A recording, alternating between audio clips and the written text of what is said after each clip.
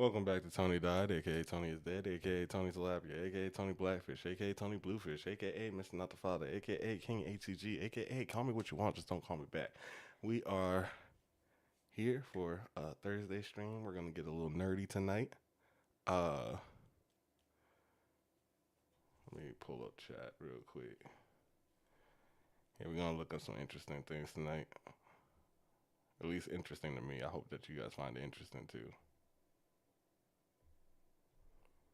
Just give me a second. Fucking tired. It's a long day at work today. And, yeah, it's just a long day. It's been a long day. It's been a somewhat annoying day. Bunch of stupid shit happened today. Before we get into nerdy shit, I want to play a little bit of music. Because I really don't give a fuck about copyright at the moment. Oops. Yeah. Bang, gang. Yeah. Bang, gang. Yeah. Gang. Full of long, got a mind full of fury with a mind full of joy. Y'all flexing my stressing my stress getting better. Live black man, but you know we getting fed up. Finally, economy is climbing for me. Hopefully, they Hey, try to Tracy. for me. Trying How to you get doing? down every time I defeat it. Hit the voice in the background with deleted. Gotta get in line with the bro man. There's no getting round Just, if we don't bang. Still we getting how we getting more bank when I cash vibing for a second. All gas with a little tank, but you can't think it. I'm counting turn in this down a Franklin's. little bit. Money tripping like Talk. paint chips. Formation, and the job I do is thankless. Uber driver to the makeshift. But yeah, just vibing for a second before we get into nerdy shit, because I have had an annoying day. I need a little bit of a detox before we get into this.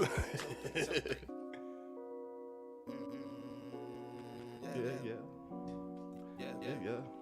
Bang, gang. Daddy, chill. Something kinda ill. I get by for real. I can probably kill Bill. Drive it, still. I got time to kill. All my profit, bill. Sitting on a meal. Daddy, chill. Something kinda ill. I get by for real. I can probably kill Bill. I'm only gonna play like 2 songs.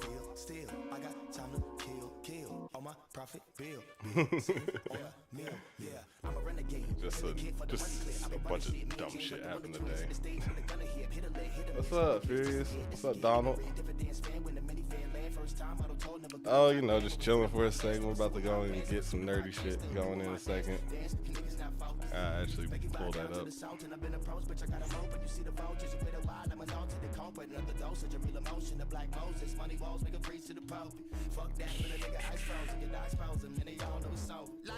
Daddy, chill. Real.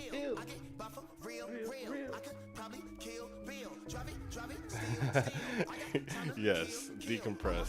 I'm tired of using my mind, I'm not gonna lie.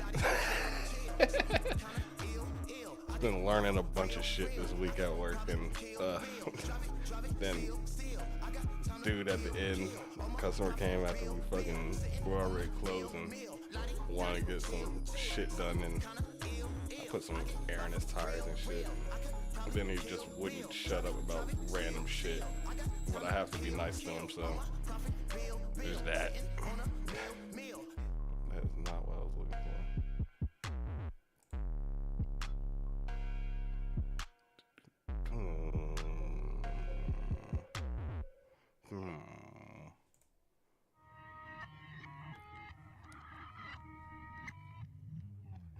Thank you, Tracy. Thank you.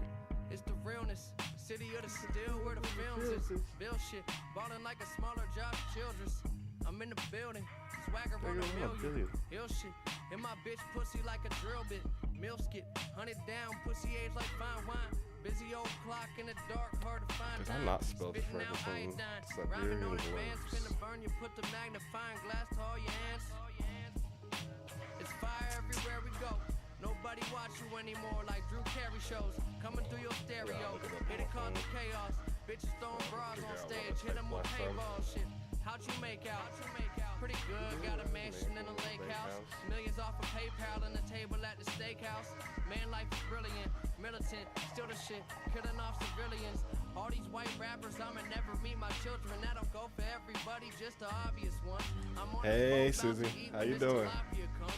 I put the cocaine away, I'm drinking coffee a bunch. So what you winning for? Pretty sure it's more than a hunch. Wrote the formula for defeat in the form of order and such. A warrior, I'm too much. Watching porn on the camcorder while I'm ordering lunch. I give you more than enough. What? The young heavyweight, rapping on detonate.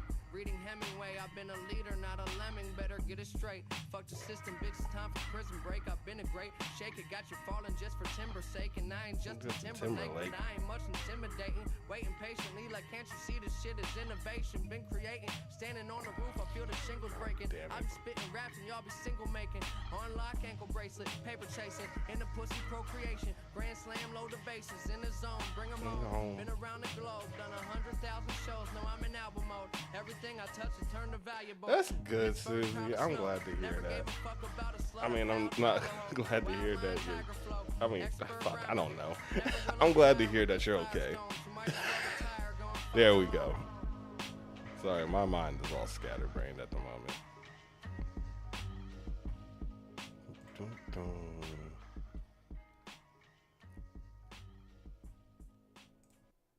Alright, trying to find a song up. Okay, I guess I gotta type it in.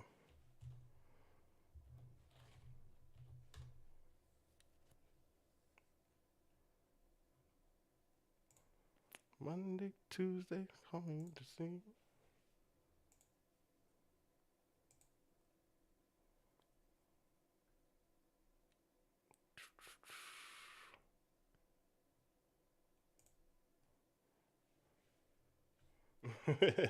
I'm glad that you understand. There we go.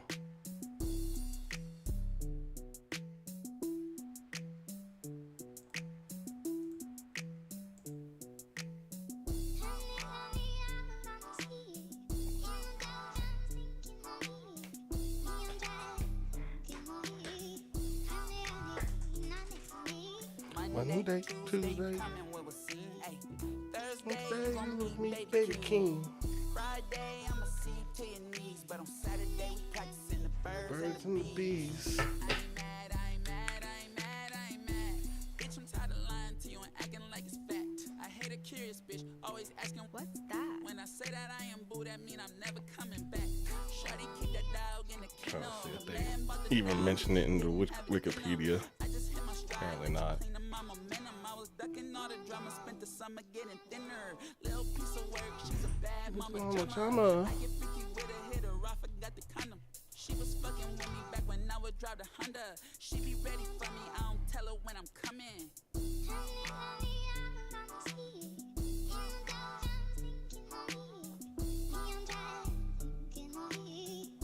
I do indeed. Monday, Tuesday, coming with you. Thursday, you gonna meet baby king. Friday, Wednesday, birds and the bees. Tell my bros, get them hoes to the truck, then a B&B. Shawty got an ego, she always tryna leave with me. Young nigga, Isn't it? she on that plane like I think it's so interesting. call that nigga B.O.B. I didn't know that this is also kind of tied into the Outlaw Pass. But be tweaking online. You always get your way, I see conceited in your eyes. You been pounding in the truck, sitting quiet all right. Tuesday, coming with the scene. Thursday, you gonna meet baby king. Friday, I'ma see you to your knees, but on Saturday we practicing the birds and the bees.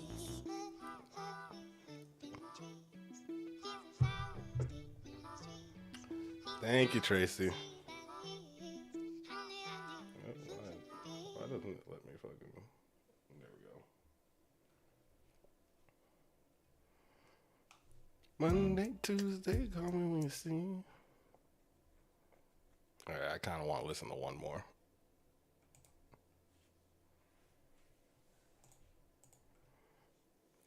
Like, baby, don't drink. Like, baby, don't think too much. Don't drive. I got here, I can't in. Like I live like, baby, don't drink. Like, baby, don't think too much. Don't drive. I got here, I can't in. Tell my nigga the damn thing parked outside. Cause my cup, nigga, I'm a bullshit. Nigga, I'm a bullshit. I didn't even catch fire no more. It was just a West Side movie. But thank God I got my bank where I keep my heart inside. I keep it far away from all these hoes and flashy lights. It's like Granny with the whip. I'm not Oprah with these hoes. Snoopy Barbie says she keep me on my toes. Riding protein eggs and sitting, I'm still bit in your throat. Never ride a second if I ever let you go. Baby, you got it. What's going on, daddy?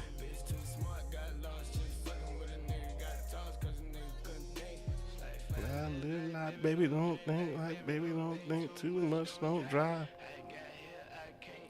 Hell sounds. What the fuck is this? That's mine, man. Nigga, I'm a booster. You ain't catch fire no more. There's a lot of weird shit that's popping up with this. I have not read about most of this shit. This is crazy. We the bitch that wanna run the 8th grade. You got an ass like no. This is why I never wanna fade you. I can tell you bitches got a limit. I can be subjected by you fucking up the high. When you fucking up the heist. I remember looking from the outside. I remember working on my birthday.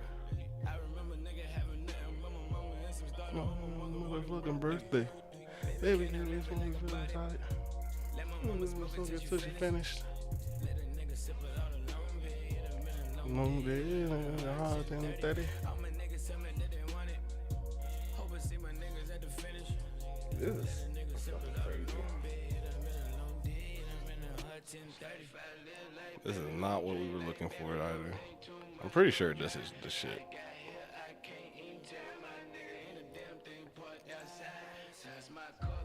Yeah, I'm a booster.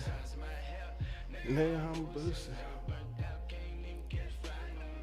It was just a West Side movie. And thank God I got my bank.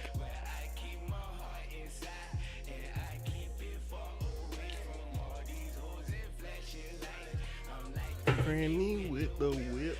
I'm not Oprah with these hoes.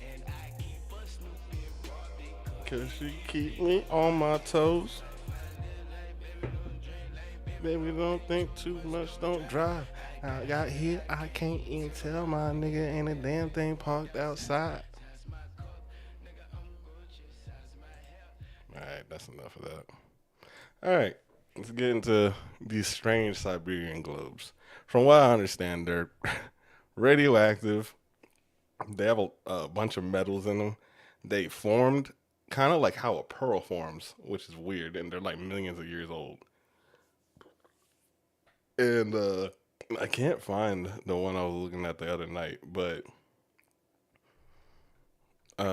they were. I know that this has it, but this won't let me on without disabling my ad blocker, and I refuse to do that. Yup. Let's see if I click it. Yep, go fuck yourself.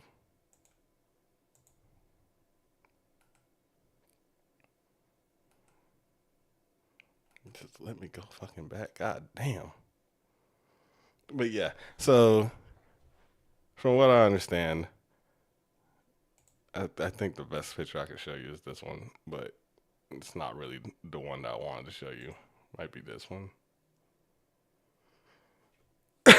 No, this is Bosnia.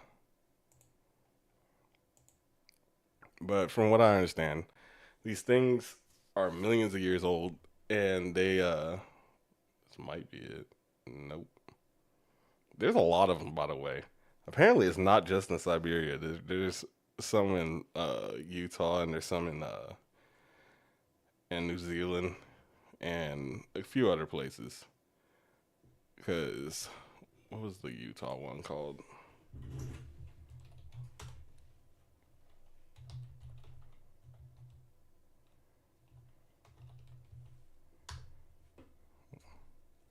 Yeah, the Moki marbles. These shits are weird too. Apparently they're like the same type of shit, but they're different types of metals and shit. But getting back to what I was talking about. Right?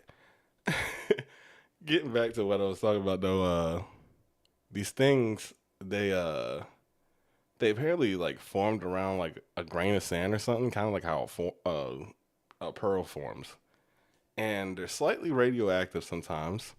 The ones in Siberia, I believe, are radioactive, and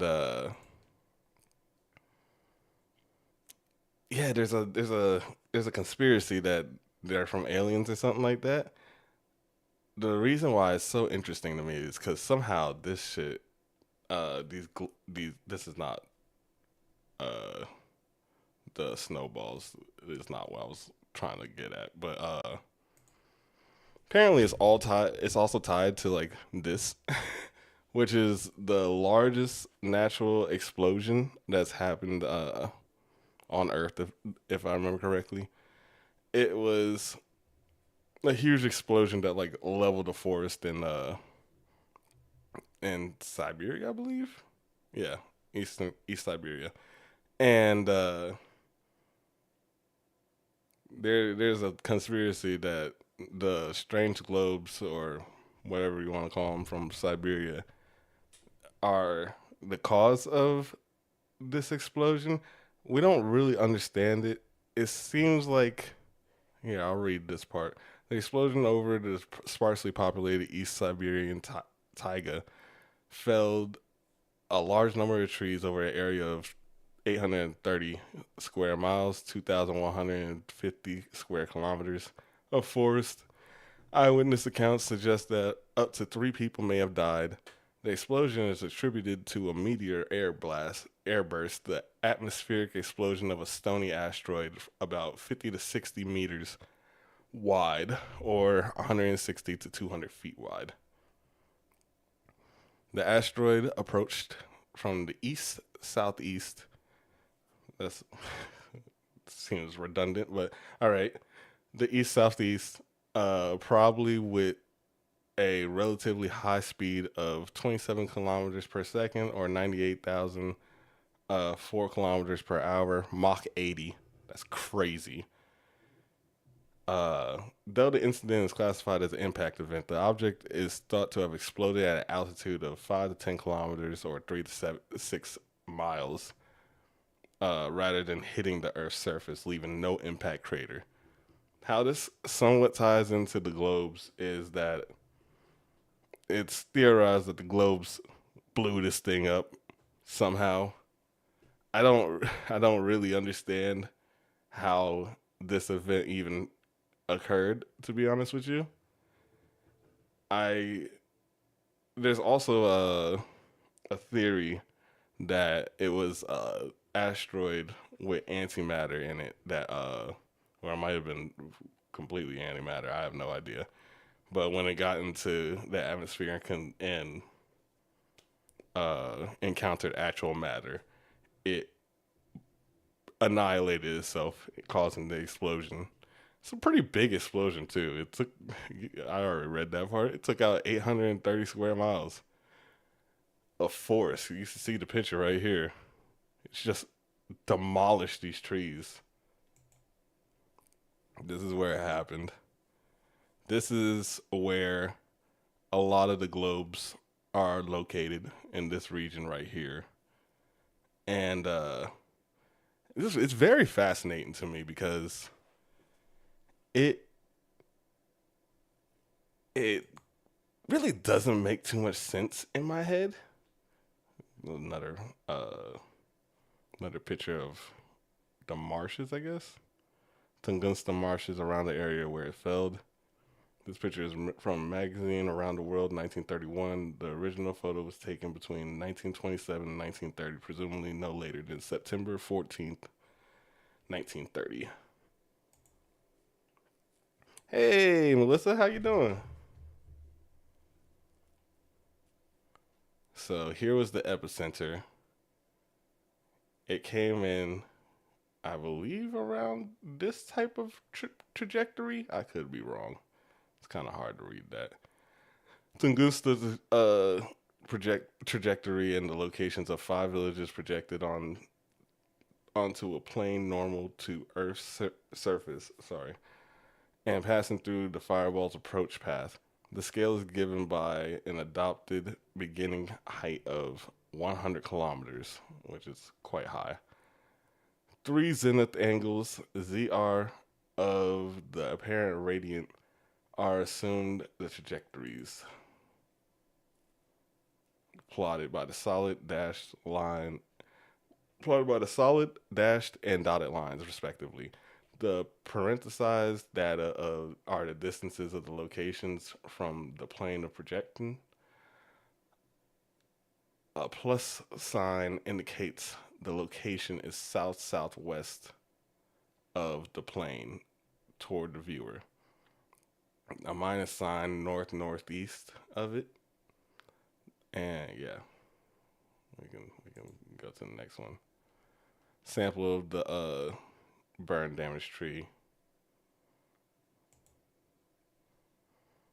Then selection of fragment of Johnstone from the epicenter of the Tunguska event. Johnstone was suspected of being a Tunguska meteorite fragment, but is in fact a metamorphic terrestrial rock, so it's not a meteorite.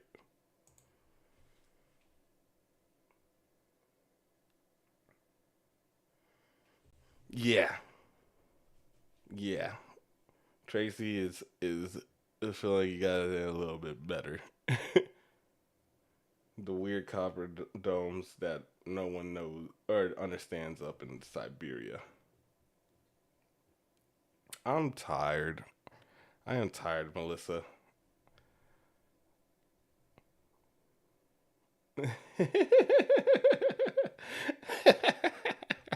You're not stupid, Melissa.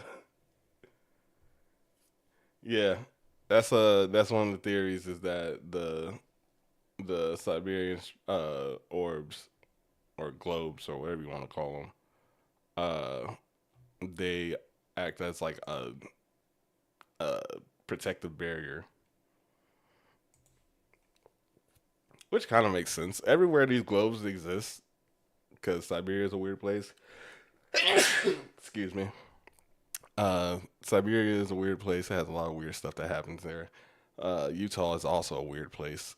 A lot of weird shit happens in Utah. And I don't know about how much weird shit happens in New Zealand, but I have to imagine a bunch of weird shit happens in New Zealand too. And I know that these types of well, this not this, but these types of orbs or globes are concretions.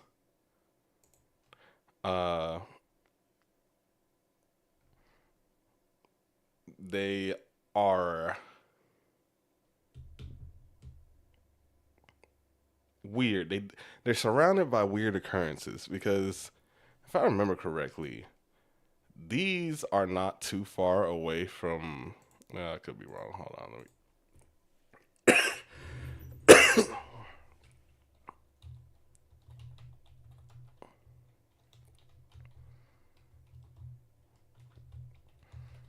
They're not too far away from these weird stones. Yeah, these ones.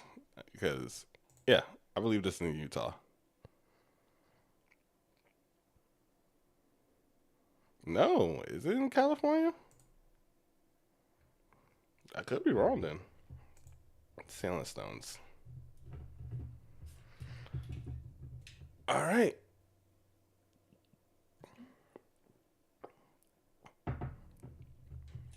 But honestly, that doesn't surprise me too much.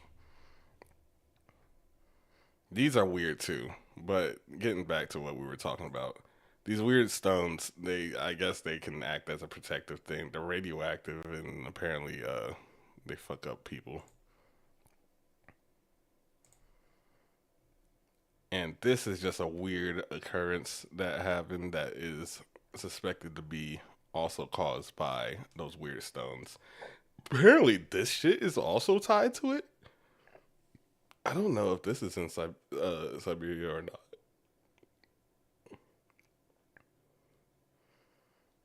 I don't know where the Northern Urals are.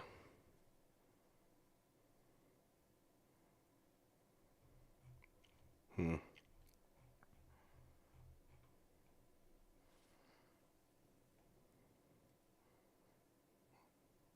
North, south through Russia. Okay, so it is in Siberia. Uh, yeah, apparently it's tied to this shit too. If you don't know about the Outlaw Pass incident, I'll give you a quick little breakdown of that. These hikers back in the day, when was it? Mm, it's not giving me. I think okay, 1959. These hikers back in 1959 went missing, kinda, not really, but like something weird happened. They all stripped out of their clothes. It was radioactive, if I remember correctly, and everybody on that trip died. And apparently that's tied also to these Siberian stones, which is very interesting.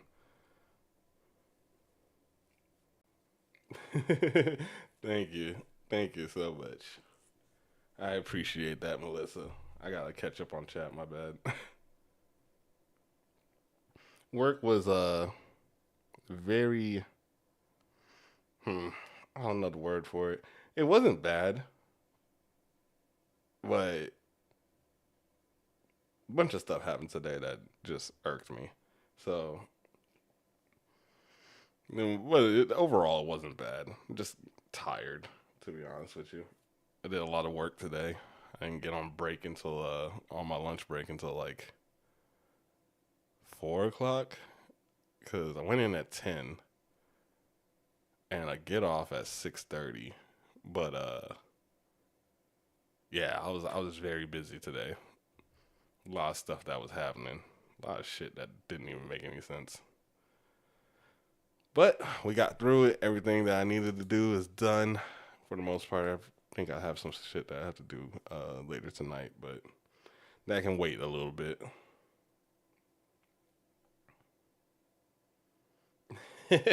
Oh, it can definitely be bad even if I'm making money. Trust me. Yeah, I can type without looking. I sometimes it's a little hard, but for the most part, I can do that. I was one kids that was raised to be able to do that in school. I went to a bunch of gifted schools when I was younger, so that was one of the programs they had us do back in the day, and it's just stuck with me. So yeah, let's read this about the Dyatlov Pass incident.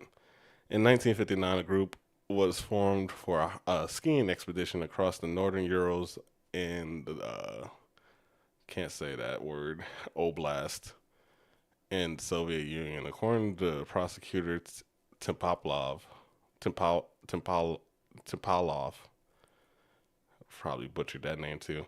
Documents found in the tent of the expedition suggest the expedition was named for the 21st Congress of the Communist Party of the Soviet Union and possibly was dispatched by the local Komsomol organization. Igor Dyatlov, a 23-year-old radio engineering student at the Ural Polytechnical Institute, now Ural Federal University. The leader assembled a group of 9 others for the trip, most of whom were fellow students and peers at the university. The initial group consisted of 8 men and 2 women, but one member later returned because of health issues. I think he's the only one that lived too.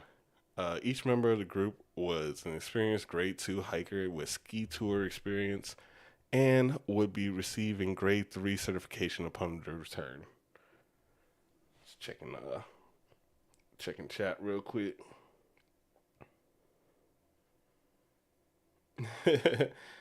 Yeah, it yeah, it sounds like Brad's a good worker.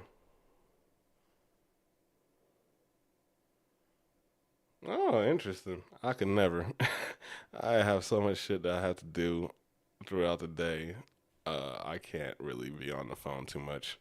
Sometimes I get a little bit of downtime and I'll text some people, but and occasionally I can call somebody for a little bit, but for the most part, I have to go ahead and do my job throwing tires around, changing tires, working on cars, changing oil, doing inspections, diagnosing shit.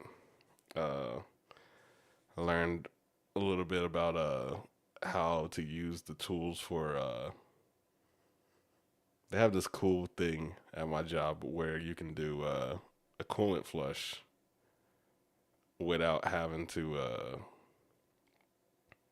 do like the normal type of shit. You drain all the shit out, and then we have like this little special thing that hooks up to an air hose, and then we have a bottle of coolant and another hose that drains all the air out of the system while it's filling up, so that we can figure out, or that we don't have to bleed it. So that's pretty cool. And then it also allows us to check for leaks and shit. It's actually really cool. But yeah, bunch of shit. I'm sure in like a month or so I'm gonna be in debt when I fucking start actually going to the tool truck.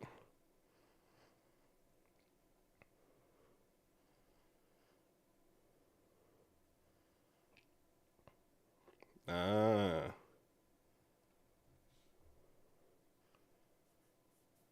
Yeah, that's one thing I do sometimes at my job is I'm on a computer, but a lot of the time I have just like a little tablet that I carry around with me that I have to put in everything when I'm working on cars and shit. It's it's interesting. I've never actually used one of those tablets, so it's kind of hard to uh get everything going in my head. That's the reason why I'm kind of brain dead at the moment. But it is what it is. I'm learning it. It's a little bit of a learning curve for me, but I'm starting to understand it a little bit more. At the time, getting back to this, at the time, grade 3 was the highest certification available in the Soviet Union and required candidates to traverse 300 kilometers, 190 miles. God damn. That's crazy. 190-mile hike is insane. That's more like backpacking than a hike at that point. The route was designed by the Outlaws group to reach the far northern regions of the Sverdlovsk. I don't know why I even tried to say that. Oblast. And the upper streams of the the Lazva River. City route commission approved the route. This was a division of okay, I don't really need all that. I kind of wanted to. Okay, on January 23rd, 1959, the Outlaw Group was issued their book route, which was the course following number 5 trail. At the time, the City Council of Physical Culture and Sport listed approval for 11 people. The 11th person listed was Simon Zolotaryov. Fucking these names up, let me tell you. Who had been certified to go with another expedition of similar difficulty, the Sogrin Expedition Group. The Dyatlov group left that city today.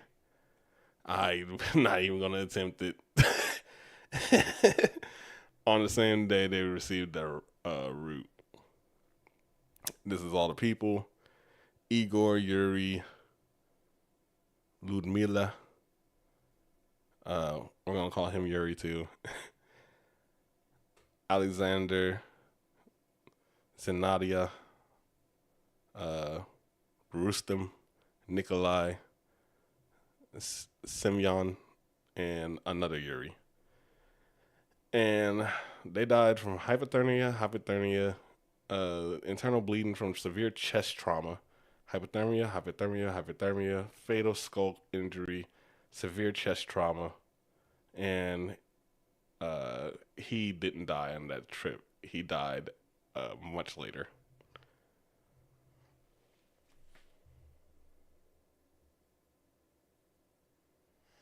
Well, thank you, Melissa. I appreciate that. But yeah, this is all interesting. They all died in mysterious ways. If I remember correctly, they're I'm trying to see if I can find it. Their clothes were found to have radioactive elements or isotopes on them, which is very strange considering they were in the wilderness. Journalists reporting on available parts of inquest files claim that it states 6 of the group members died of hypothermia, 3 of fatal injuries. There were no indications of other people nearby on Kolat. These Russian words are fucking me up. I know my Russian homie, if he watches, he would fucking be livid at this moment. Probably be like, have you learned nothing from me? And sadly, the answer is yes, I've learned nothing. I listen a lot, but I can't pronounce these fucking words. Apart from 9 travelers, the tent had been ripped open from within. The victims had died 6 to 8 hours after their last meal. Traces from the camp showed that all the group members left the campsite on their own accord, on foot. Some levels of radiation were found on one victim's clothing. Okay, so one of the victim's clothing had radiation. To dispel the theory of an attack by the indigenous Masi people, Visrov Denny stated that the fatal injuries of the 3 bodies could not have been caused by human beings because the force of the blows had been too strong and no soft tissue had been damaged. God damn. Released documents contained no information about the conditions of or the condition of the hikers' internal organs. All right, so how does this tie into the Siberian stone globes? Not really sure, to be honest with you. But I have a theory. We are gonna go ahead and be a little conspiracy theorist with it. So let's see if I can find a better picture of these things. I don't know what the fuck this is. I think it's this one. It might not be though. But regardless, my theory is aliens. As weird as that sounds. These rocks are all around the place. They are also somewhat radioactive from what I read. I can't really find that fucking article at the moment, but it's so interesting. It's so neat to me. Sorry, I was checking the chat. Yeah, it's so neat to me that that these things exist and they're very weird. Let me see if I can maybe get a little bit better of a result. Because I know they call them cauldrons for some reason. Yeah, this is an interesting one right here. Russian cauldrons in Siberia. I don't know why they call them cauldrons, but I guess some of them were kind of like cauldrons. There isn't much information regarding this, mostly hearsay and repeated sources. Quotes one site that quotes another quote. I read that all wrong. Quotes one site that quotes another quote. Okay, no, I did read that right. But Ancient Aliens had an episode where they had sent a group of investigators to find these cauldrons. It was claimed that during their search they found hard and metallic structures below them. But they didn't enter these cauldrons due to sickness. Allegedly, there are measurable and health-affecting radiation levels, if to believe the investigators' testimonies. This is more of what I was getting at. There are stories or legends about the cauldrons protecting the planet from meteorites and possibly other aliens. This is what we were trying to get at. Another story is that hunters and animals have used the cauldron as shelter, but become sick and are left with typical symptoms of radiation poisoning, hence the name of the area, Valley of Death. That's what it was called. Another story is that these cauldrons are run and maintained by robots with one eye each by one with eye. Wait, what? Another story is that these cauldrons are run and maintained by robots with one eye each by one witness account. It's possible any of these cauldrons could have been responsible for the Tunguska event. Yes. So, this random fucking Reddit thing put it way better than just bouncing around shit. But yeah, it is it's very interesting. Let me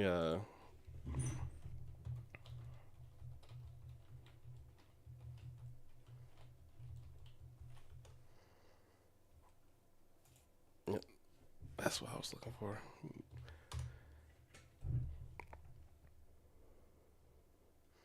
The Valley of Death in Yakutia, Siberia is a remote region, particularly along the Voluvi River, where legends and reports describe ancient reddish, razor-sharp metallic cauldrons or spears buried in the ground. Locals claim these objects cause sickness, hair loss, and in some cases, death. Yes, this is. We're back on the right track. We're back on the right track. So apparently, I think this somehow connects to the Outlaw Pass. This is a new one to me.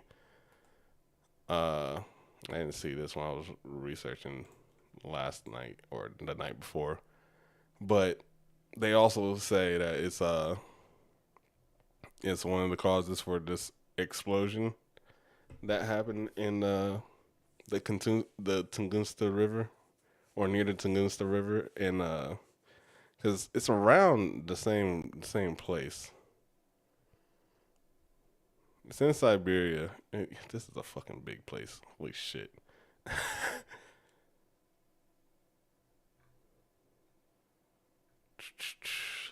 But yeah, getting back to it. Yeah, it's called the Valley. It's called the Valley of Death, and it's very interesting. It's very neat. It's very weird, if I'm going to be completely honest with you, and I can't find a lot of information on it. This is one of the things that they had made a whole little thing about. But yeah, it's strange. It's strange. It's a strange thing. And when you look it up, like, you get weird shit that has nothing to do with it. And then you get like these drawings and shit. I want to actually like see a picture, because you get these spheres. I noticed these spheres aren't really the same thing, but something linked them together the other night when I was looking all this stuff up. It's very neat. It's very interesting. Is that what it looks like?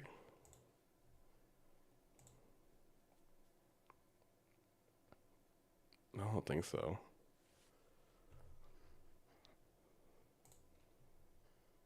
I've been having a hard time finding an actual, like, it's definitely not a fucking actual cauldron, but I've been having a hard time finding like a concrete picture of it, which is not always the best thing, if I'm going to be completely honest with you. But it's neat. It's a neat thing that I thought that a lot of us would have a fun time learning about. They're submerged in the ground, so yeah, it's weird. It's very weird. And a lot of weird shit happens in Siberia, I guess. So yeah, that's that. And still not quite sure how that ties to the Outlaw Pass, but I don't know. Maybe it's the radiation. Maybe it's the weird occurrences. Maybe it's the fact that all those people died from hypothermia or fucking some crazy shit. There might be some weird shit that is going on in around these spheres, these metal spheres. It's super interesting though. It's super neat. I've also learned, just to switch topics real fast, I also learned about ball lightning the other day. Well, I've known somewhat about ball lightning, but it's lightning that comes as like orbs.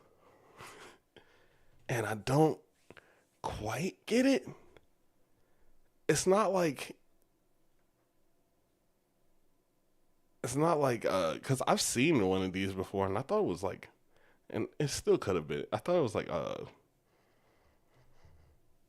uh like a spirit or something like that. I'm not really like superstitious or anything like that, but I do remember back in the day when I was with my dad, some shit went across our I'm trying to think car window, and it looked just like, where was it? Looked just like this shit, and it freaked us out. It was so weird. We don't talk about it that much because neither of us really understood it, and I still don't understand it. But I know that lightning does weird shit. There's part of me that's like, I want it to be ball lightning, but I have no idea because, well, even where I live, it's fucking weird out here. We have tales of skinwalkers and shit. And then there's also this weird highway out here.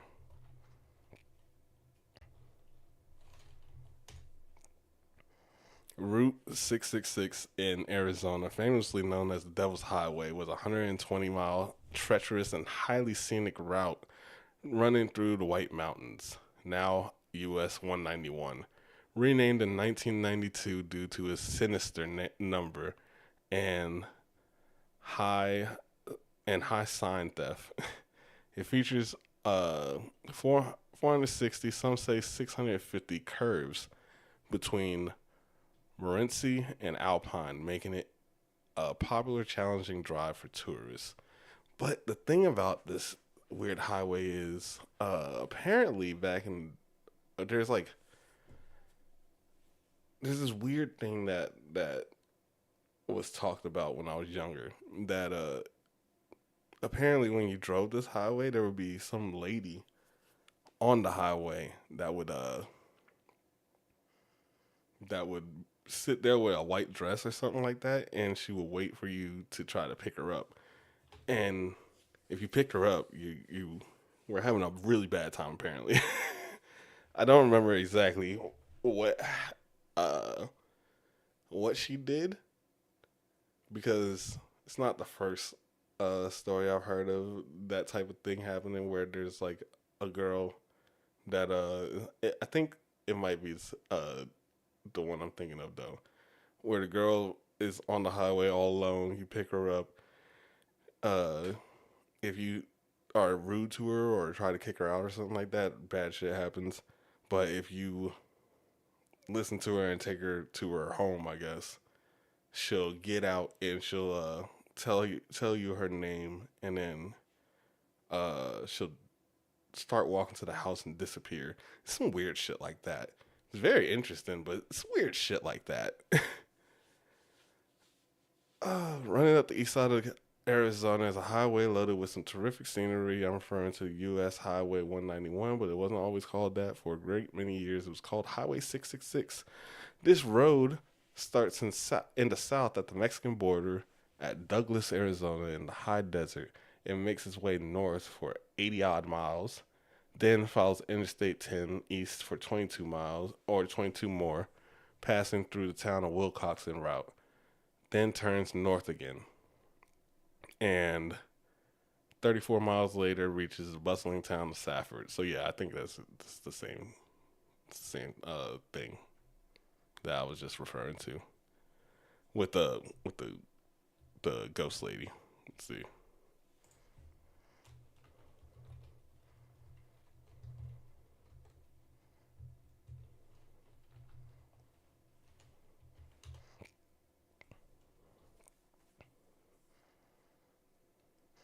Due to its number and dangerous reputation, it's steeped in legends of ghostly encounters, paranormal activity, and horror stories.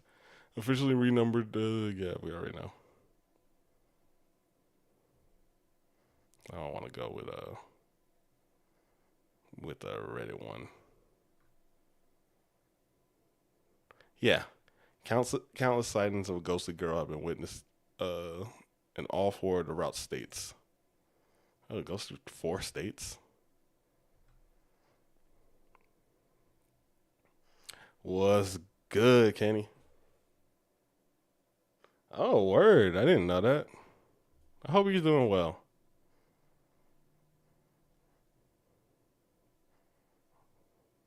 It's a 200-mile lonely stretch of road in America, starting in Utah and ending in New Mexico, with murky history of unexplained phenomena. This is not helping because I'm like, I thought it started in the whatever. Okay, so some of the strange activity witnessed is a haunted truck that plays chicken and causes drivers to swerve sharply off the road. Some accounts talk of the truck being engulfed in flames as it speeds down the highway towards them, vanishing at the very last moment. That is fucking terrifying. Oh my god. The girl in the white dress. Countless sightings of a ghostly girl have been witnesses in all 4 of the route states. She's known to get drivers to pull over and then vanishes into thin air when they approach her. Some motorists have had this happen twice on the same trip. That's fucking freaky too. Weird lights, bolts of lights that have been seen, and also strange oars floating along the road, usually with the quietest stretches of the road, and when the driver is on their own.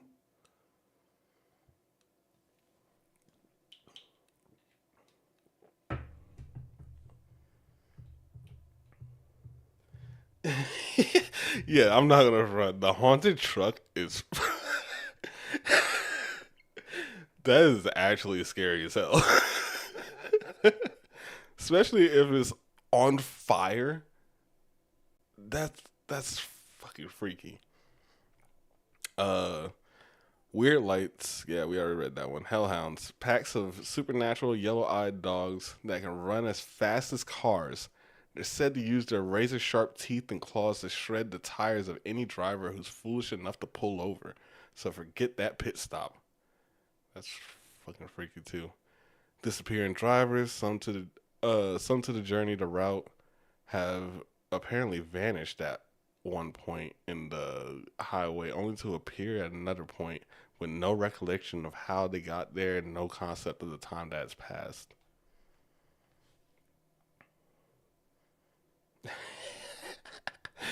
I could definitely imagine that being a real bad like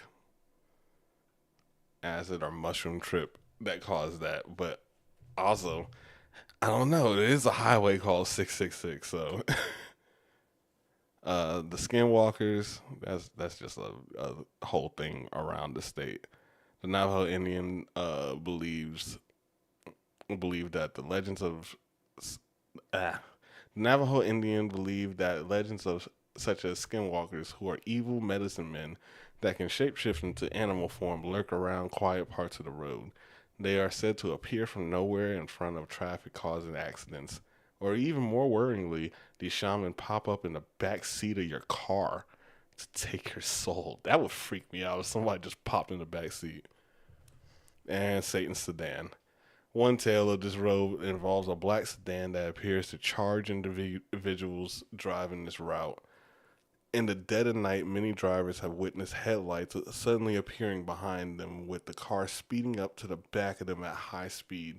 Some pull over to see the vehicle dashing past them, whereas some see no vehicle at all.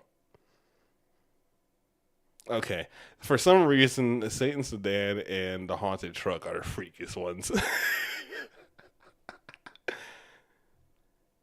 I mean, this one, the girl in the white dress is freaky too, but it's not nearly as scary as, like, I don't know. There's something about a car just doing shit to fuck with you that's really scary.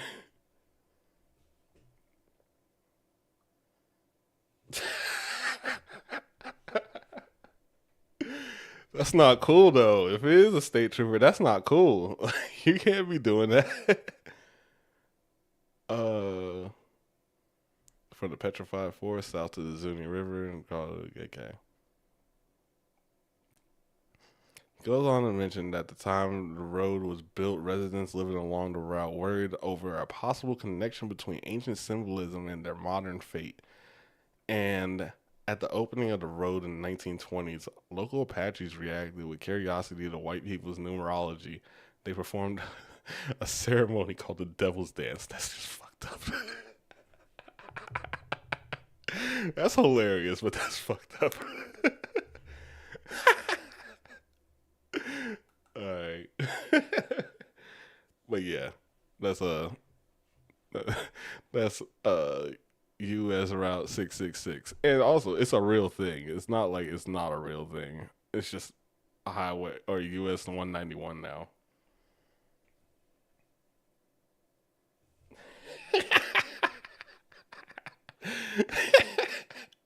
The devil dance is honestly hilarious. I'm not gonna lie. Because it's like just a bunch of Apache Indians just being like, I wonder if we can fuck with these people. And honestly, they did. Also, there's this observatory out here that has a telescope called Lucifer.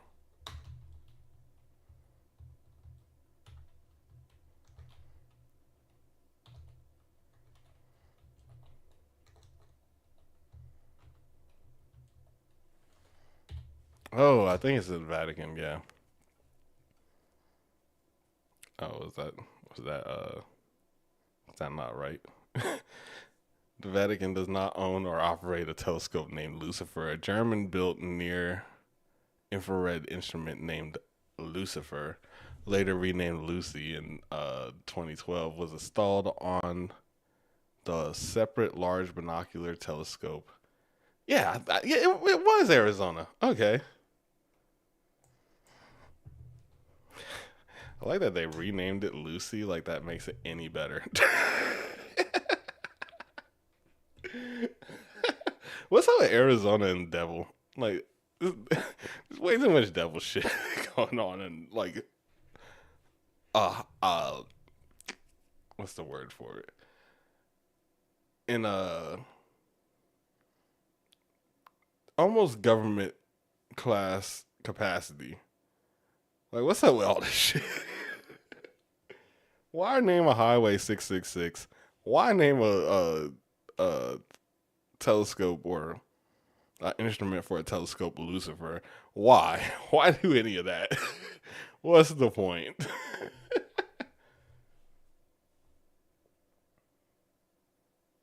Oh, did they?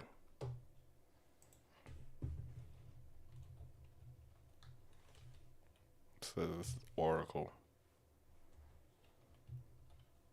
Is Oracle in Tucson?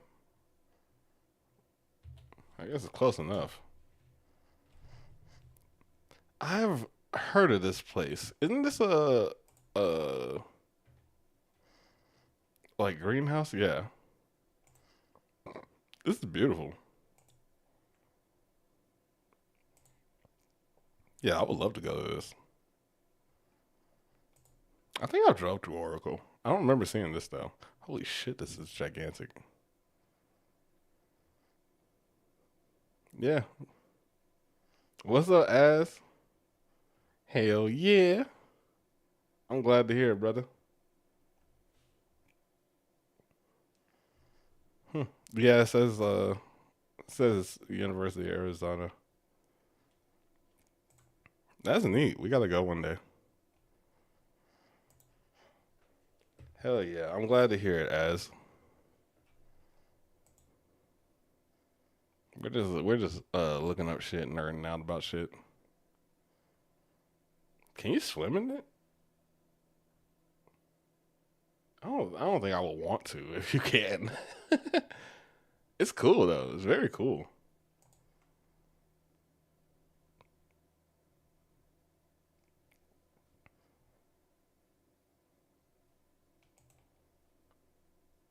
That shit looks gorgeous. And then all the trees inside of it. Yeah, that's awesome.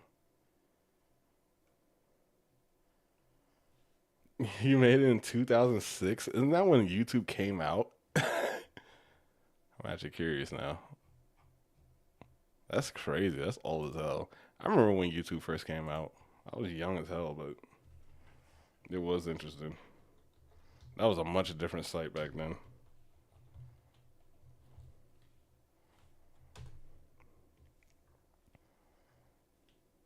"2005 it came out. Okay. So it's 21 years old. Damn. YouTube's old enough to drink. What's the blocked countries? I didn't know that countries were blocked from YouTube.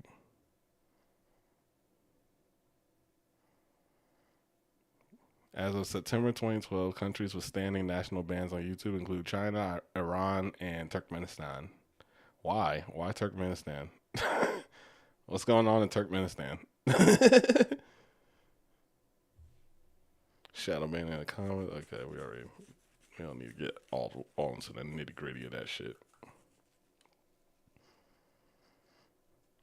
All right, so sounds like you made your account like what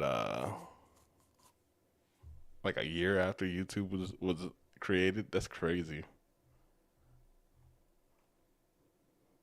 The internet used to be such a cool place.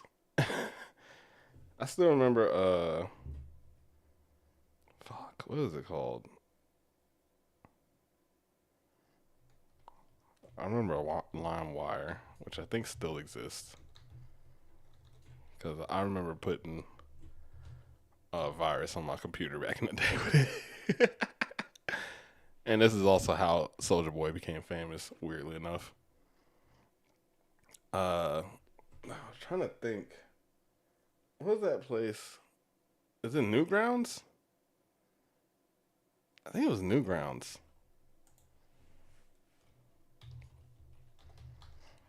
My search history is going to be so fucked. Yeah, it was Newgrounds. Is this still a thing?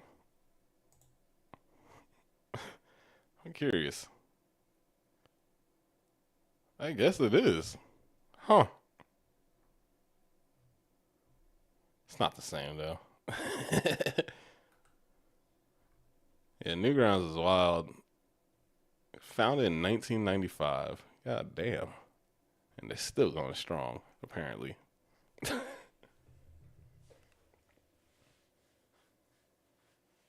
Yo, Stick Death. I used to play all those stick games. And then there's coolmathgames.com and shit like that. There's a lot of weird shit. I remember back in the day being in school and learning how to use proxies so I could play some weird shit. Trying to think of another cool. Oh, one thing that I looked up the other day. You guys remember that dude that tried to do the head surgery? Head transplant surgery?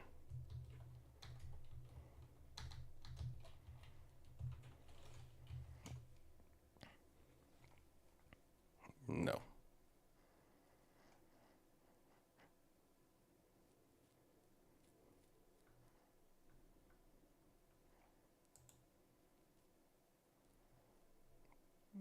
Mm-hmm.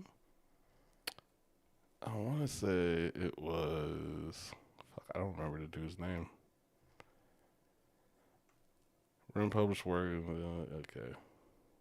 The dude that was trying to do this is crazy. Nope, not him.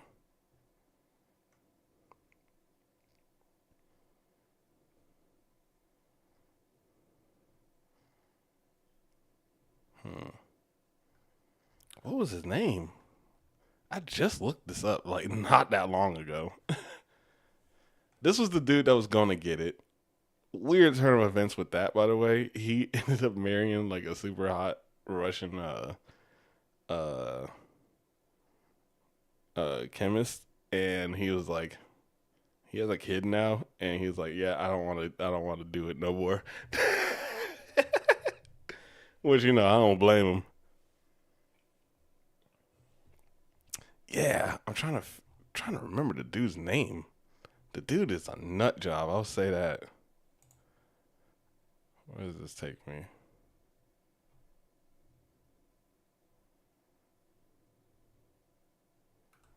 Fuck, I cannot remember his name. He has a this crazy fuck.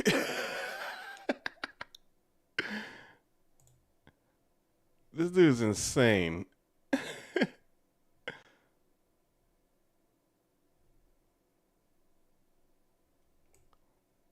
I think his name is Sergio.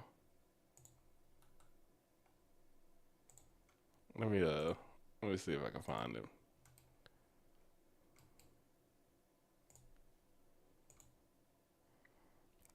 Yeah. Yeah, this dude. This dude is crazy. This dude is actually crazy. This dude is a nut job. Because yeah, I guess that I was reading the right one. According to many, head transplantation is considered to be an extraordinary and impossible surgical procedure. I think they said you need like 100 and something doctors all working for like 36 hours straight to even make this somewhat feasible.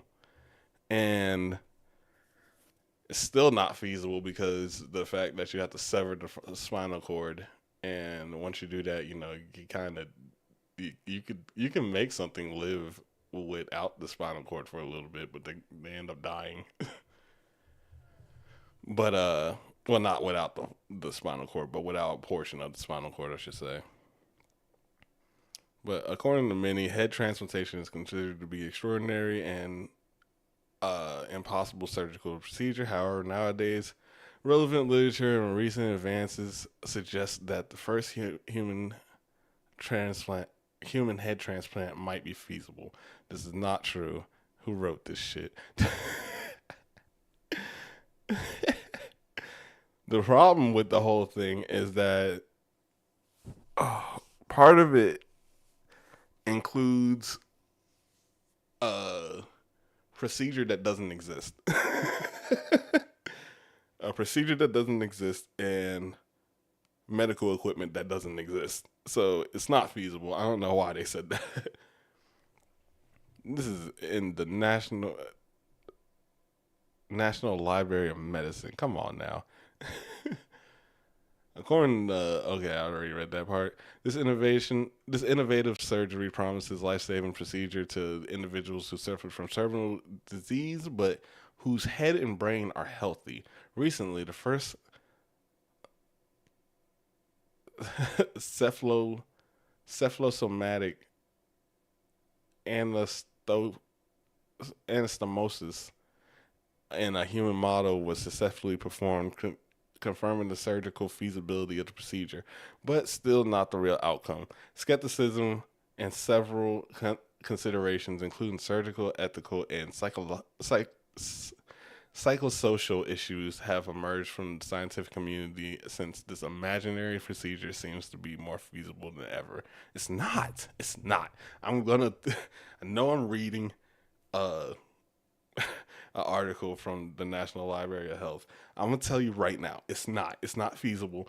Don't think it's feasible. You can't do it. Not only can't do it. It's not. It's not something you should want to do.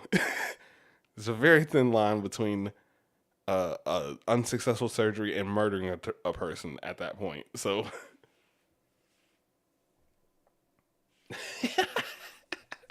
unless you live in Israel, yeah, I can't show you like some of the stuff that has been done, like this one right here. In 1908, Charles Guthrie, oh, interesting, tried to transplant the head of a donor dog onto the neck of a recipient dog without success. In 1950, Vladimir Dimitrov developed several surgical techniques considering transplantation for vital organs and limbs in dogs. In 1970s, Robert White performed the first cephalic exchange transplantation in the monkey by transplanting the head of a rhesus monkey on the body of another headless one. The monkey survived for 8 days with restoration of basic sensations such as smell, taste, hearing, and motor functions in the face of the transplanted head. They're leaving out some shit. I remember this one too. That monkey, yeah. All right. So the monkey did was able to do some of that stuff, right? The problem is it couldn't move. So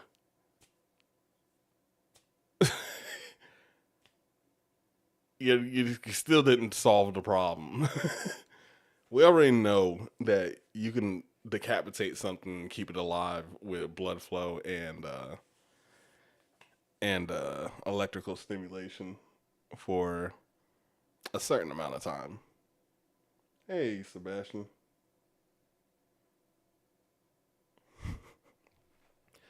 But yeah, we've known that for a long time. There was a dude that cut off a dog's head and it was able to live for a while just as a head. That's not the problem with this though. The problem with this is it even alive at that point, or are you just messing with like a dog's head? It's kind of like when you butcher fresh meat and you know, if it's fresh enough, it will still be moving. It'll still be jumping around. That doesn't tell me that it's alive. And also, like, you can stimulate it with electrical pulses and the muscles react. I don't know. I am very skeptical about it. But I'm not reading all that shit. The whole point of me even bringing this up is that this dude's a fucking madman. And also some kind of a liar a lot of times, because he claims things that he has no evidence and no proof of actually achieving. So sometimes you just have to take him at his word, and I don't take him at his word. I'm not gonna lie.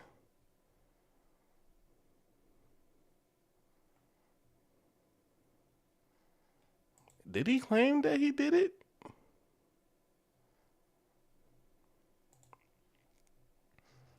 Neurosurgeon Sergio Canavoro is in the news again, claiming that performed first successful human head transplant, but even is this about when he cut off a dead person's head and put it onto another dead person?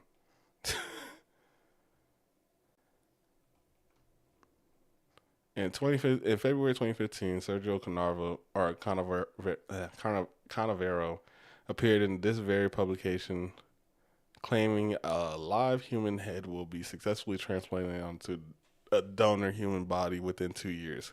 He's popped up again in the media a lot since then, but 2 years and 9 months later, how are things looking?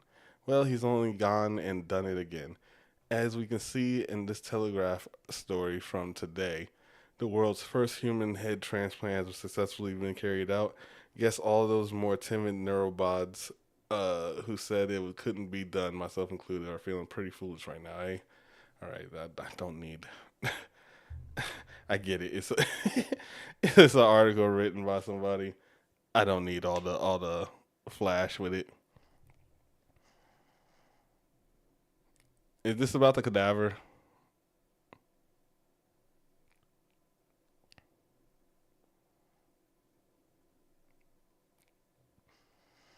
For instance, he recently claimed to have successfully performed a head transplant on a monkey, but did he? While the monkey head did apparently survive the procedure, it never regained consciousness.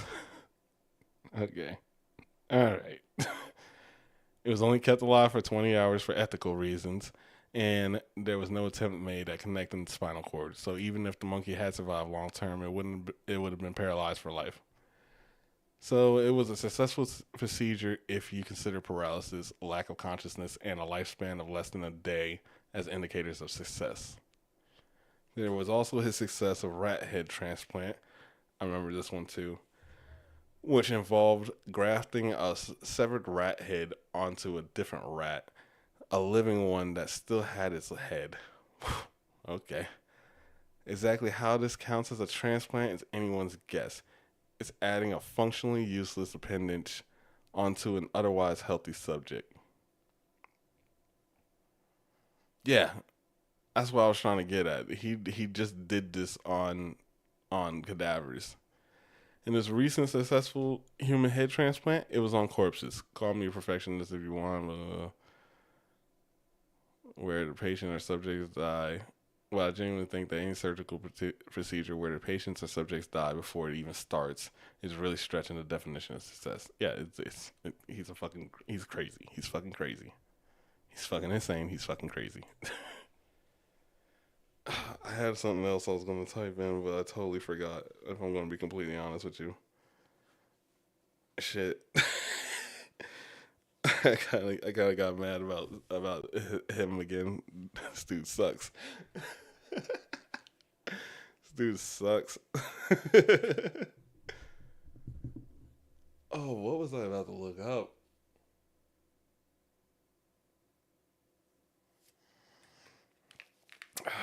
It'll come to me in a second. Yeah. So we've gone through a lot of things already. I'm trying to look up one more thing, and then we'll be done with this stream for the night, so I can go ahead and go to bed. But there's something weird that I wanted to show you guys. For right now, I'll put Siphonophores in.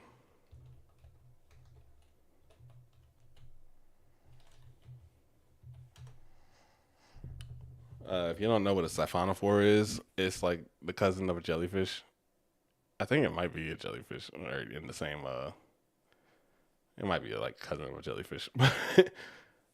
Some of the biggest colony organisms in the world.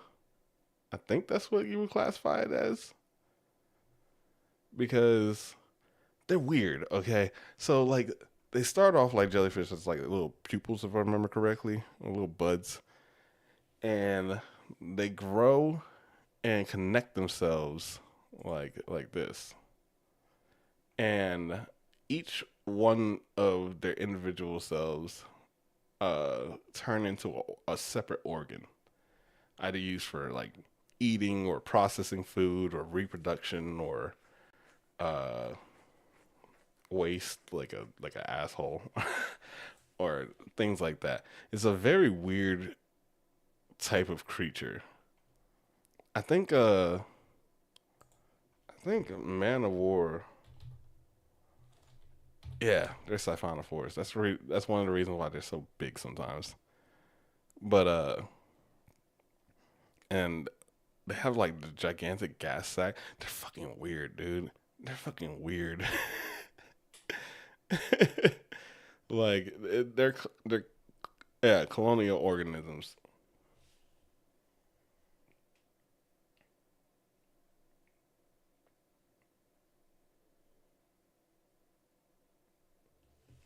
Oh, that's awesome. Yeah, I learned this from I want to say the octopus lady. Also, shout outs to the octopus lady. She's so cool.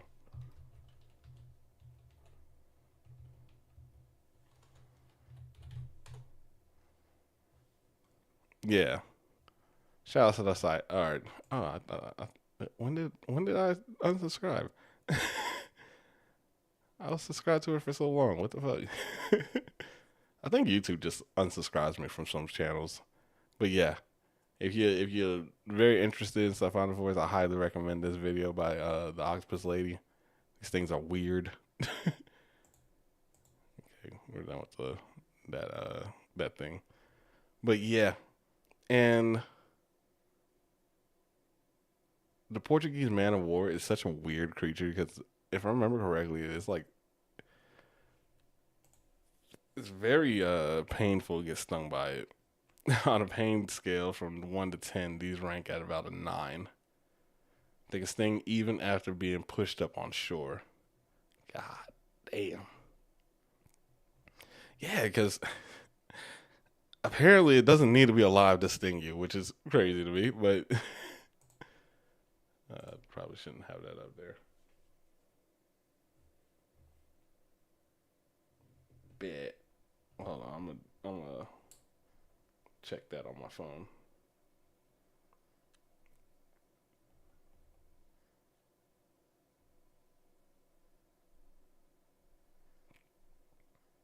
Monday, Tuesday. Mm-hmm.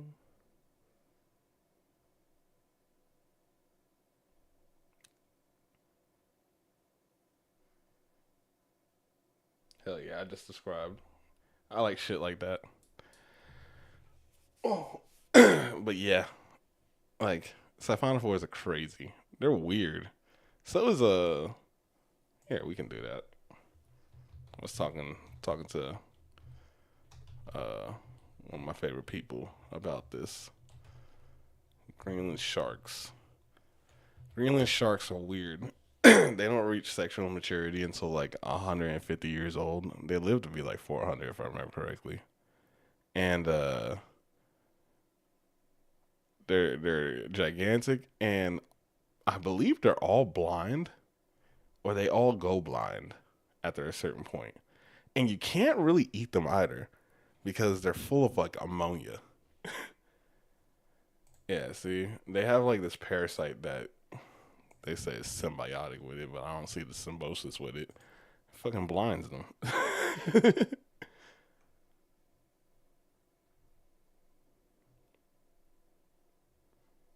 Blind, slow, and 500 years old. Yeah, let's see the lifespan. I don't remember how long they live. Between 250 and 500 years old. That is crazy. That is way too long. That is way too long for anything to be alive. It has a lifespan of at least 272 years old. But everything in the ocean's so weird if we're going to get like down to the nitty gritty, because Greenland sharks live to like damn near 500 years. Lobsters are immortal, and then so are some jellyfish. Like, if I remember correctly, the only reason why lobsters die if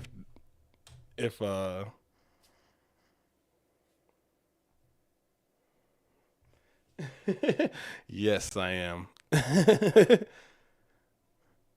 uh the only reason why lobsters die, I know I looked up immortal jellyfish because these are weird because they when they reach a certain age, they actually revert back to polyp state and they just regrow. It's fucking weird. It's so strange. The only thing that kills these things is disease and other animals. Lobsters die because they at a certain point they can't molt anymore. And so they have a problem with getting out of their old shell and they suffocate to death. It's very sad, actually. It's alright, Tracy. Why are you frustrated, Donald? If I remember correctly, people in Iceland eat these, by the way. Yeah. Yeah, because if you eat them like uh immediately after catching them, you can fucking die. Hakarl is a traditional Icelandic dish made of fermented Greenland shark, which is naturally toxic due to high urea and trimethylene oxide levels. I thought it was ammonia, but I guess I was wrong. The shark is buried for 6 to 12 weeks to ferment and then air dried for several months to make it edible, resulting in a pungent, ammonia rich, and often polarizing delicacy. I would never try this. I saw somebody on YouTube try this and it looked disgusting.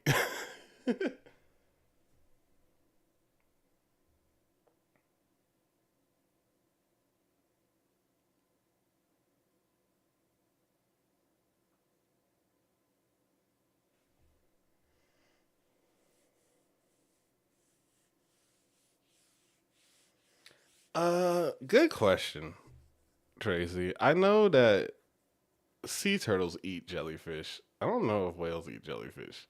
I know that jellyfish is not highly nutritious or anything. Let's actually look that up. I know some people eat jellyfish too.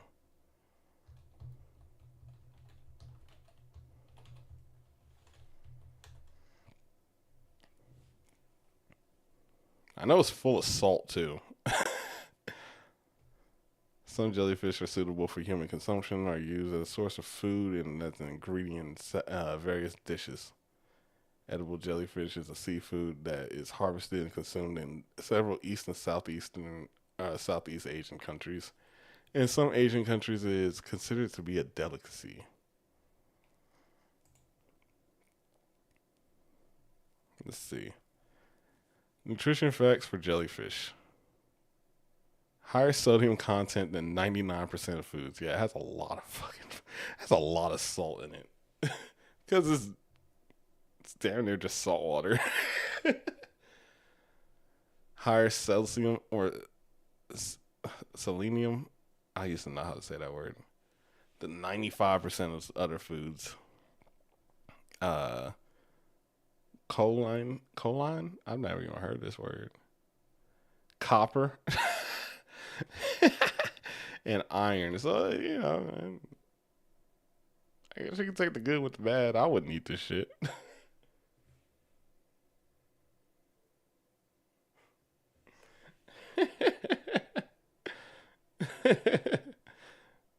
Yes, you do, Tracy.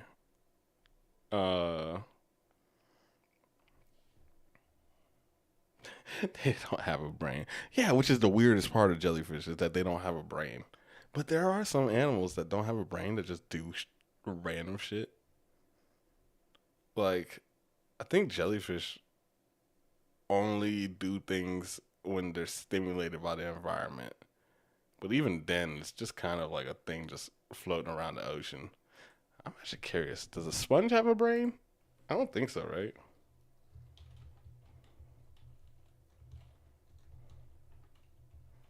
Does a sponge have a placenta?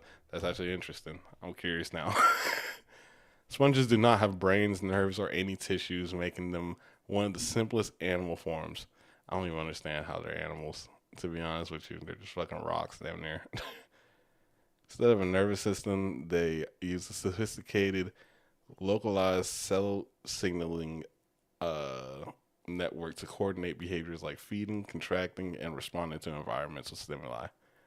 Okay, so I think that's kind of how jellyfish work too. I wonder, does coral have a brain?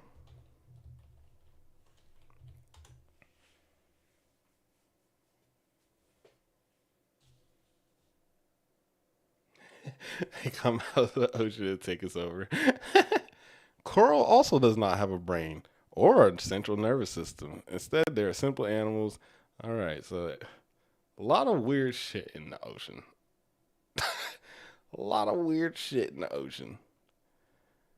They're simple animals that use a decentralized nerve net to process information, allowing them to eat, move, and react to the environment. I feel like nerve net is. It feels like some bullshit, to be honest with you. It feels like somebody just came up with that as a explanation for some shit they don't know.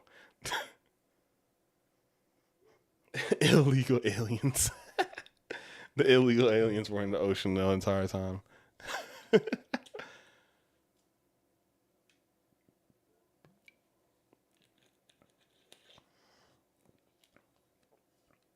All right, so yeah, they operate like sponges. Now I'm curious, does a starfish have a brain? I'd imagine a starfish has a brain. What in the ocean does have a brain? I kind of understood. What the fuck? I like somewhat understood coral and sponges. I don't understand how a starfish doesn't have a brain.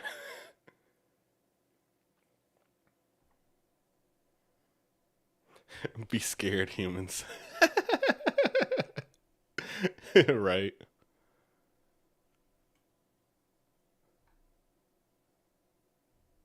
Okay, so everything doesn't that. Does a fucking praying mantis has a brain? I know a praying mantis has a brain. They better have a brain at this point. Yeah, I'm just gonna put mantis. Yes, okay. At least they have a brain. Praying mantis are fucking weird though. They have like 5 eyes or some shit like that.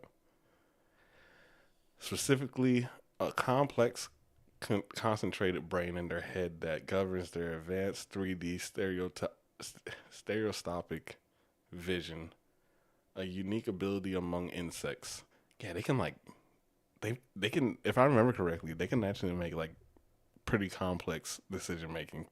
I saw a video about it, and they were like testing what a mantis would do in certain situations, and it was like learning, and that shit kind of freaked me out. I'm not gonna lie.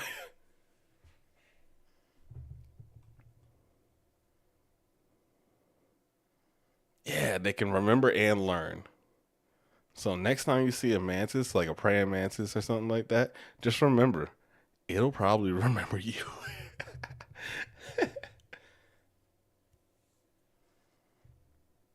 That shit's freaky though. Now I'm just now I'm just on a roll of stupid ass questions. Uh, how smart are wasps?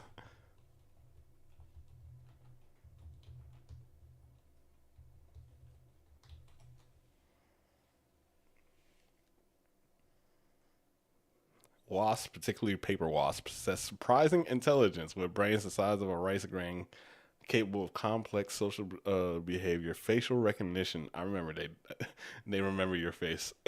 They hold grudges and shit. And logical reasoning. They can distinguish between individual faces of their own species, navigate over miles without tools, and learn to avoid threats based on facial patterns. Huh. I didn't actually know some of that.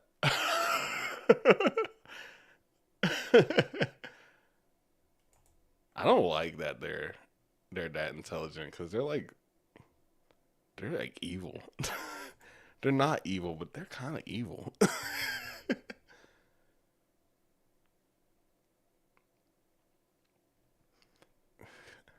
This fucking I'm not gonna lie. Whoever made this, I see what you're getting at, but fuck off. No. I get the bee one. Bees are cute and friendly, soft butts, help the environment flourish, loyal. I don't know about that. Ride or dies, do not kill. Now this wasp, uh, this wasp propaganda, crazy to me. Graceful and sleek, pest insect predator. Yeah, they're also a predator to like damn near every insect, pest or not. Help the environment flourish. They also kill the environment. Well, they don't kill the environment, but they make it a lot harder to live with them. Eats ticks. That's pretty cool, but so do guinea fowl, so do not kill. I don't care what anybody says. If I see a wasp and it gets too close, I'm fucking killing it.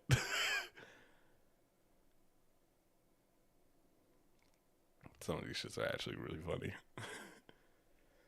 Yeah, no, I'm like, what if I can kill it? Like, I don't care. I know that they pollinate sometimes too, but they are not like bees. They do not spend all their time pollinating. They do some do some gnarly shit. They can do some real gnarly shit. Monday, Tuesday.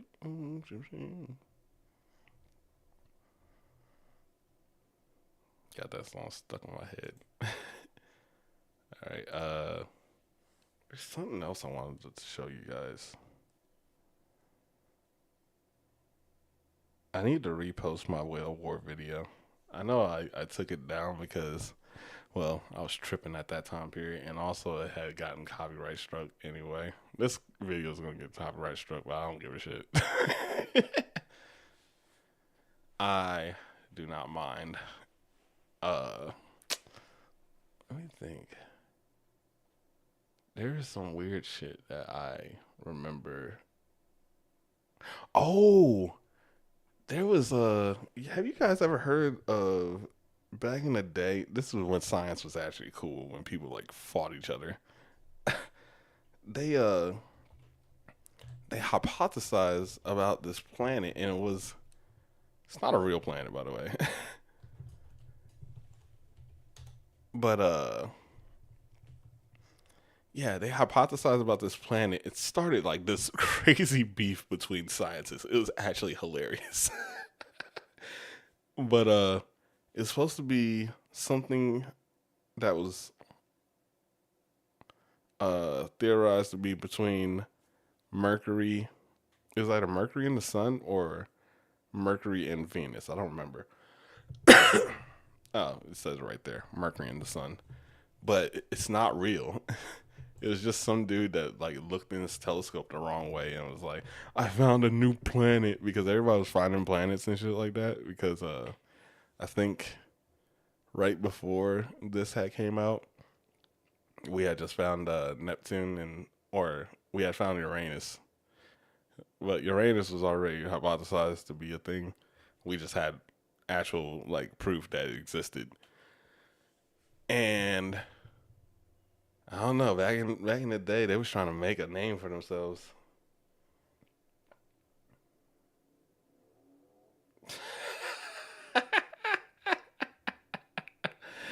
That's hilarious, ass. uh, I just happened to look down and I was like, "Who timed Az out?" And then I looked at his Az timing Az out. But yeah, this is when science was actually pretty fun. We weren't alive, none of us, but that shit is, the whole story of Vulcan is very interesting to me because it was a dude that would just like people were discovering planets. They found Uranus and stuff like that, and or Uranus, whatever you want to pronounce it as, and then other scientists were like, "Well, we gotta find our own planet." So this dude, I don't remember who it was. We'll read this in a second, but I'm just giving a little brief overview.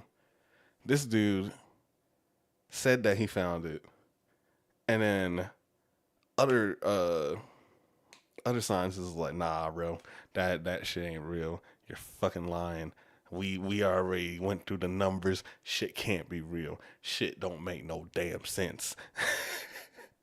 Because I guess Mercury's orbit is kind of fucked. So this was a way to explain that, but it didn't, because Vulcan doesn't exist. And it got to like such a big thing that dude was like, "All right, I'm putting my money where my mouth is. I saw this in the sky." Or no, I don't even think that he might have said it, but he was like, "I saw this in the sky. This shit was there. I seen it passing by the sun. There's a little spot. It has to be Vulcan. It's proof that Vulcan exists." And then he put out a paper about it, and they did the numbers, and they were like, "All right, bet. We'll all look into the sky to see if we can see it." And some of the scientists were like, "Oh, I think I saw something." And then a bunch of the scientists were like, "They ain't see shit." And then it turns into this big old thing where it was like, "Well, you couldn't see it because you were in the wrong place. You were looking at the wrong part of the sun, or the way that it had went. It was impossible for you to see it because of your location." And dude, Uranus, and dude, he was really dying on this hill that like, no, Vulcan exists. We're putting it in the textbooks. Vulcan's real. We need to explore Vulcan. And it ended up not being real because, well, they did the math and shit. I think also fucking Einstein came around at some point. But the shit is actually a super interesting story. It was just a bunch of scientists just arguing with each other. It's like scientists that actually had beef with each other. Shit was great. So let's go through a little bit of this. Vulcan was a proposed planet that some pre-20th century astronomers thought existed in orbit between Mercury and the Sun. Speculation about and even purported observations of intermercurial, okay, by planets between the Sun and Mercury date back to the beginning of the 17th century. The case for their probable existence was bolstered by the support of the French mathematician Urbain Le Verrier. Verrier. All right, I'm just fucking this up.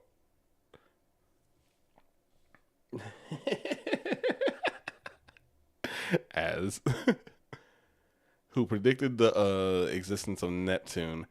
Oh, yeah. Was it yeah, it was him that found Neptune. Okay. So yeah. He was just on the kick. He wanted more. Neptune wasn't enough for him, I guess. Who predicted the existence of Neptune using disturbances in the orbit of Uranus. By 1859, he had confirmed unexplained I cannot talk tonight. Peculiar hour.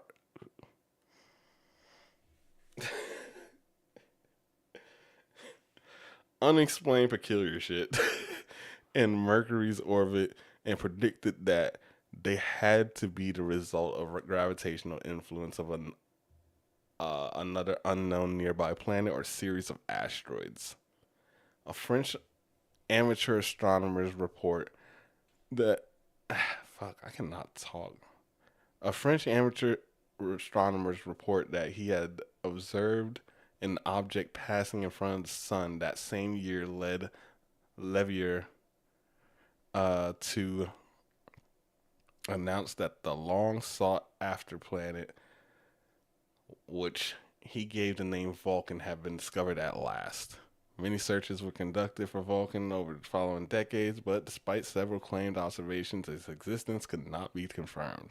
The need for the planet as an explanation for Mercury's orbital peculiarities, I think I got it right that time, was later rendered unnecessary when Einstein, I knew it was Einstein. I wasn't confident, I'm not going to front. When Einstein's 1915 theory of general relativity showed that Mercury's departure from an orbit predicted by Newtonian physics was explained by effects arising from the curvature of space-time caused by the sun's mass. All right, let's just go to the prediction. In 1840, Francois Arago, the director of the Paris Observatory, suggested to mathematician Urbain Le Verrier that he work on the topic of Mercury's orbit around the sun. The goal of the study was to construct a model based on Sir Isaac Newton's law of motion and gravitation. By 1843, Leverrier published his provisional theory regarding Mercury's motion, with a detailed presentation published in 1845, which would be tested during transit of Mercury across the face of the sun in 1848. Predictions from Leverrier's theory failed to match observations. Despite that, Leverrier continued his work in 1859, published a more thorough study of Mercury's motion that was based on a series of meridian observations of the planets and 14 transits. The study's rigor meant that any differences between the motion predicted and what was observed would point to the influence of an unknown factor. Indeed, some discrepancies remained during Mercury's orbit. Its perihelion, I don't know what the fuck that means. And apsis is the furthest or nearest point in the orbit of a planetary body and its primary body. The line of the apsis, this did not fucking help at all. Damn. I read that and I got more confused. During Mercury's orbit, its perihelion advances by a small amount, something called perihelion precession. The observed, the observed value exceeds the classical mechanics prediction by a small amount of 43 arc seconds per century. I don't know what an second is either. I remember seeing this. A minute of arc time. Okay, okay. I know what arc second is now. It has to do with fucking angles. Shit's kind of hard to explain, and it's kind of hard to understand.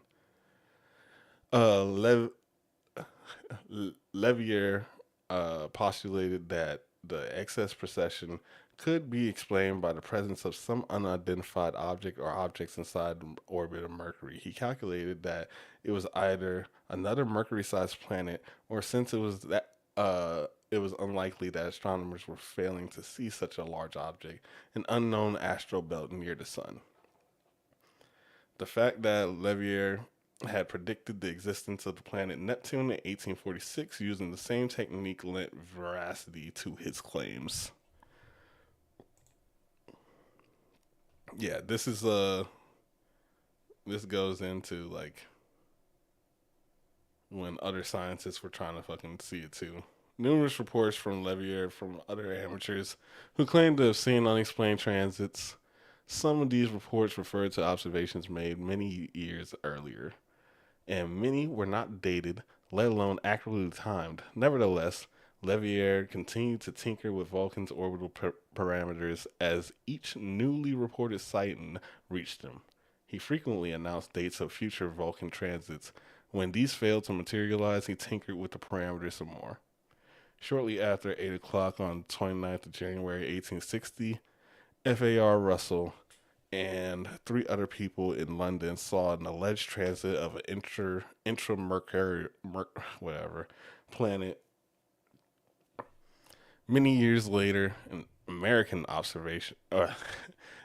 observer, Richard Covington, claimed to have seen a well-defined black spot progress across the sun's disk around 1860 when he was stationed in Washington Territory. No observations of Vulcan were made in 1861. Then, on the morning of 20th of March, 1862, between 8 and 9 o'clock Greenwich time, another amateur astronomer, Mr. Loomis, in Manchester, England, saw a transit. His colleague, whom he alerted, also saw the event. Based on these two men's reports, 2 French astronomers, Benjamin Valls and Rodolphe Radoux, independently calculated the object's supposed orbital period, with Valls deriving a figure of 17 days, 13 hours, and Radoux, did I say that right? Valls deriving a figure of 17 days and 13 hours, and Radoux a figure of 19 days and 22 hours. That's quite a discrepancy, I will say that. And then we'll read this last one, and then we'll just go to the disproved part. On the 8th of May, 1865, another French astronomer,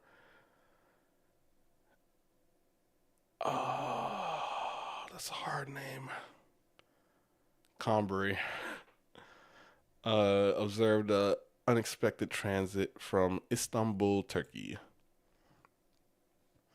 In 1915, Einstein's theory of relativity, an approach to understanding gravity entirely different from classical mechanics, removed the need for Levier's hypothetical planet. I cannot talk. Tracy. It showed that peculiarities in Mercury's orbit were the result of the curvature of space-time caused by the mass of the sun. This added a predicted 0.1 arcsecond advance of Mercury's perihelion each orbital revolution, or 43 arcseconds per century. Exactly the observed amount without any recourse to the existence of a hypothetical Vulcan. The new theory modified the predicted orbits of all planets, but the magnitude of differences from Newtonian theory diminishes rapidly as one gets farther from the sun. Also, Mercury's fairly eccentric orbit makes it much easier to detect perihelion shift than is the case for nearly circular orbits of Venus and Earth. Einstein's theory was empirically verified in the Eddington experiment during the solar eclipse of May 29th, 1919, during which photographs showed the curvature of space-time was bending starlight around the sun. Oh, that's interesting. Most astronomers quickly accepted that a large planet inside the orbit of Mercury could not exist given the corrected equation of gravity. All right. And that is some of the it's pretty much all of the stuff that you need to know about Vulcan. I will put a video for you guys to check out on your own time though, because it's actually very interesting. They go a lot further into it. Yeah. By Zephyrus. I highly recommend this video. It is it's very interesting. It is very funny. And I love seeing scientists fight. Alright. And with that said, I am gonna call it a night, guys. I hope you guys have had a wonderful time. I hope that you guys learned something. I hope that you guys are more intrigued by weird and random shit. You know, stay curious, stay nerdy. I like that type of shit. It has been your boy Tony Died, aka Tony is Dead, aka Tony Salabia, aka Tony Blackfish, aka Tony Bluefish, aka King A2G, aka Mr. Not the Father, aka call me what you want, just don't call me back. And it has been a pleasure to sit down and go through some of this stuff with you. We went to a lot of different topics tonight. I think it was a fun time. I hope that you guys had a fun time. And yeah, that's about it. I'm gonna hop off. I'm gonna go ahead and get something to eat and enjoy the rest of my night. I hope that you guys enjoy the rest of your night. I might stream tomorrow with Susie. I might not. We'll see. Depending on how I feel. I got work tomorrow, so yeah, we'll see. But yeah, it's been a pleasure. One love, one world, one peace, one life, one heart. And I will see you guys on the next one.